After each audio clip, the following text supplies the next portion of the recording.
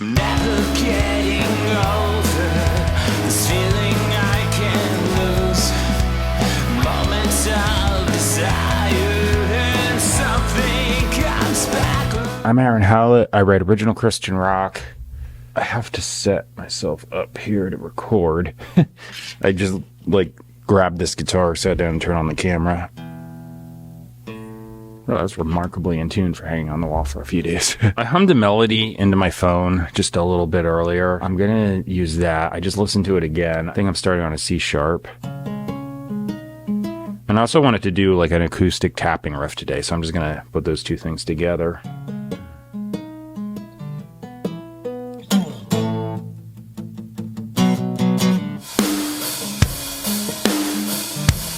.72 it is. All right, the drums are just a loop to keep time as a metronome. I'm gonna slide this down, turn the gain up, and track.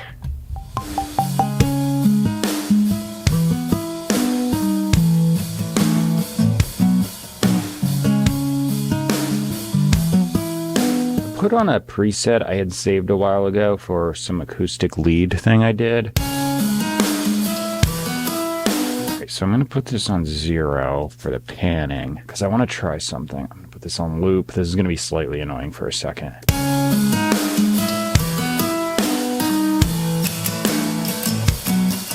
So I'm going to go sample delay, 1.5 milliseconds. Pitch, shifter, dual mono. So I only want to affect the left side. So right, off, 0 just in case, 1 cent, which is a tiny pitch increment, 100%, and I'm gonna check. Yeah, you hear how that separation happens once the pitch is a little fudged on the one side and the timing is off. Now it sounds like I did 2 tracks. If you're not here wearing headphones, that made no difference, but if you are, it just went left to right. So I don't need that dub track. I kind of just artificially did it. And that's an acoustic. I grabbed my electric guitar. I'm kind of hearing a fifth, so let me play this. I don't want to match the acoustic. I'm just going to let that do its own thing. It was like improvisational, and I think it was off time a few spots, so yeah.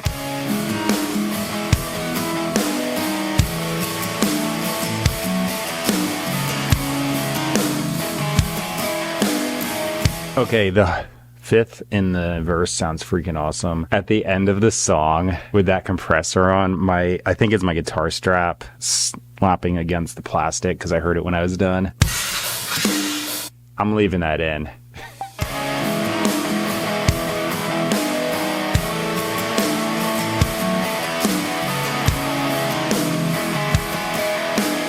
All right, right side's done. That sounds good already. By the way, the acoustic thing where I did that sample delay and then pitch shift, that's a trick I used to do live. I actually got a Pod X3 Live, which is ancient tech by now, but what it could do was 2 signal chains. You had a digital delay. Put the digital delay on say 100%, a couple milliseconds, no feedback, so it only happens once. And then effectively what that would do is the left or right side, whichever one you chose to put it on, would be delayed by say 2, 3, 4 milliseconds. And then you do this thing where you just pitch shift it 1 cent up or down. It basically separates them stereo. On the signal chain, you could pan left and right, and I would even do that. When we'd play live, you'd have a PA system with a left and right speaker, and I got told by a guy the one time I remember, he's like, you sound like 2 guitar players. That just spreads it out. So if you're doing anything, there are stereo effects and different things, but that's a way to really make it sound like 2 different things are happening, because they are. It's almost like, one guy on the left and one on the right playing, and their timing is going to be a little off from each other. It's a really good trick if you're a single guitar player in the band. Better make sure I'm in tune. I'm going to go back to a trick I was doing previously. I'm going to put polyphonic pitch shifter effect on. 1 octave down.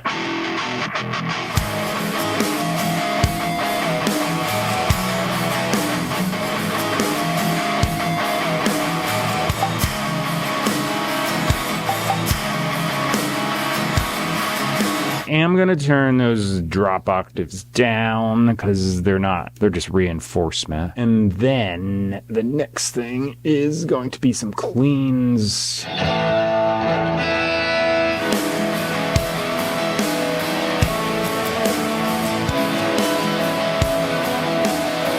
So let me turn these down and just check them out in context.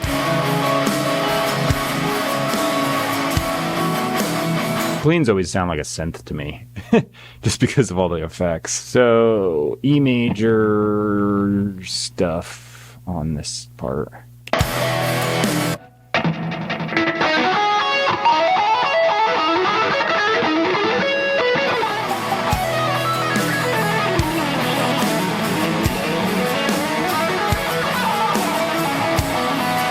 Wow, I didn't hit save yet? That's not good. What am I doing? I grabbed my bass, tuned it. Actually, I didn't because it was already in tune.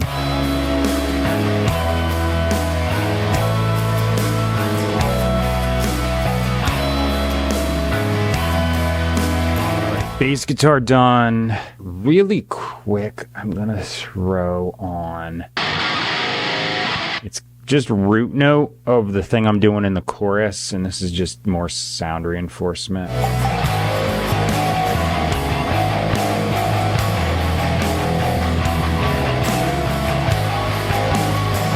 All right, my bladder is about full, so I'm gonna go take care of that, and when I come back, I will be tracking drums.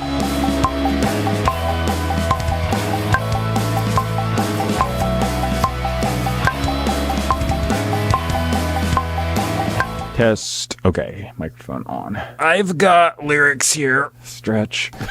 Whoa. Does that work? Okay. All right. It looks like nothing happened. Good. So the drums were pretty uneventful. I just played through, turned the camera on, went. Let me just do a little practice. I want to see if this is the right length of lyrics or if I got to stagger this a little.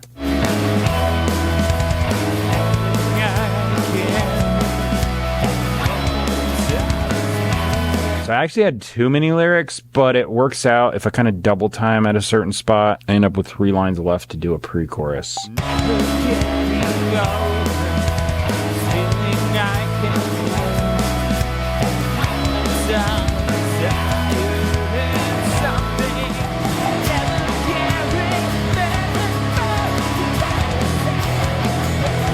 All right, I got that. I think I'm going to do the second chorus as a copy paste, and then I'm going to do the last one because I'm going to trail the note out. So, all right, let me listen because I suck at remembering stuff.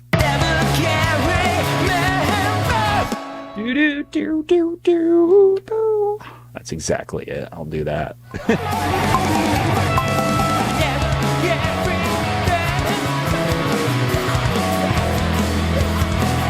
So the second one is copy paste just for consistency more than anything in this case. And the last one, I just wanted that note to hold.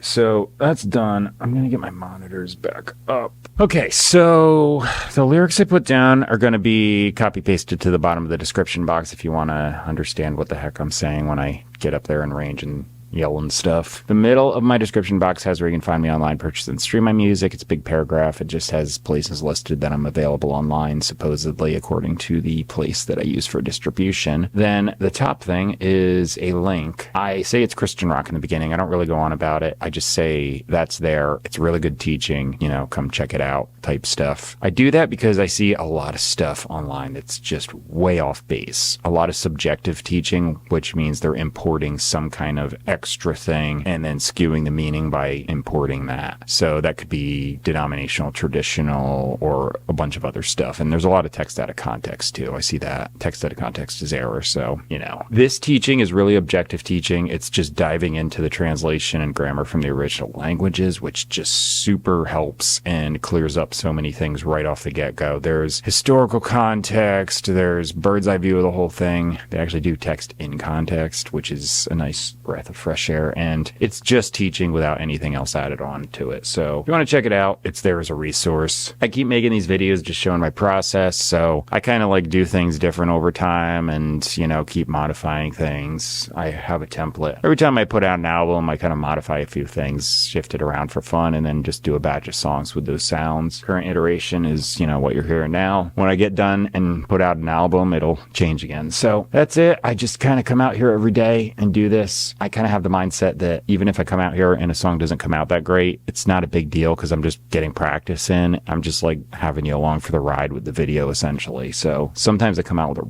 really good song. Sometimes it just it's a piece of crap. But it just depends on the day. And if you think all of my stuff's bad, I like to say I was actually way worse when I started. So, you know, it's all relative. That's it for now.